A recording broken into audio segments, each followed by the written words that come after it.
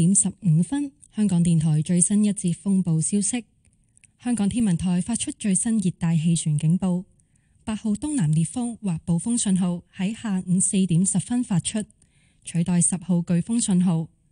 預料本港平均風速每小時63公里或以上。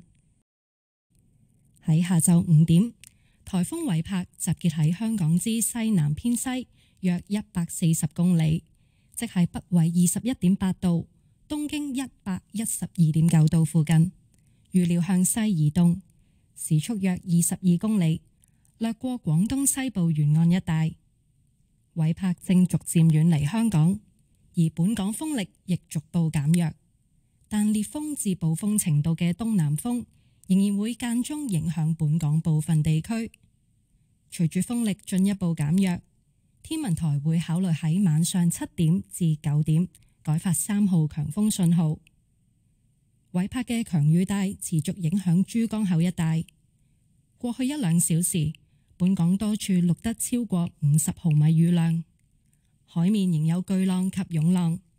市民請繼續保持高度警覺，遠離岸邊及停止水上活動。喺過去1小時，昂坪、塔門及大美督分別錄得嘅最高持續風速為每小時75、69以及66公里，最高陣風分別超過每小時117、82以及80公里。防風措施：熱帶氣旋雖然開始遠離本港，但仍然會有一段時間吹烈風。請繼續留喺室內，直至風力減弱為止。切勿接觸被風吹到嘅電線。有關最新嘅天氣資訊，請留意香港電台喺15分、30分、45分以及踏正嘅報導。5:15 in the afternoon, Hong Kong Observatory's latest typhoon update. Here is the latest tropical cyclone warning bulletin issued by the Hong Kong Observatory. The number 8 southeast gale or storm signal was issued at 4:10 in the afternoon to replace the hurricane force wind signal, number 10. This means that winds with mean speeds of 63 km per hour or more are expected from the southeast quarter.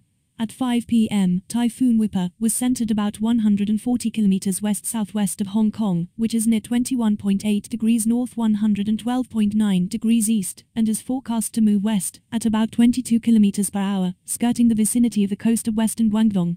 Whipper is departing from Hong Kong gradually, and local winds are also weakening progressively, but gale-to-storm force southeasterly winds are still affecting parts of the territory occasionally.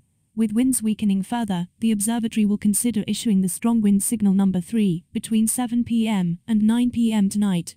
The intense rainbands of Whipper are persistently affecting the vicinity of Pearl River estuary. Locally, more than 50 mm rainfall were recorded over many places in the past couple of hours. Seas are still high with swells. Members of the public should continue to be on high alert, stay away from the shoreline, and not to engage in water sports. In the past hour, the maximum sustained winds recorded at Nong Ping, Tap Moon and Tai Mei-tuk were 75, 69 and 66 km per hour, with maximum gusts exceeding 117, 82 and 80 km per hour respectively. For precautionary announcements. Although the tropical cyclone is moving away from Hong Kong, gales are expected to persist for some time. Please continue to stay indoors until winds moderate. Do not touch electric cables that have been blown loose. Please listen to Radio Television Hong Kong on the radio in every hours at 15, 30, 45 and o'clock for the latest weather information broadcast. And that is the end of Typhoon Update. 呢一節風暴消息報導完畢。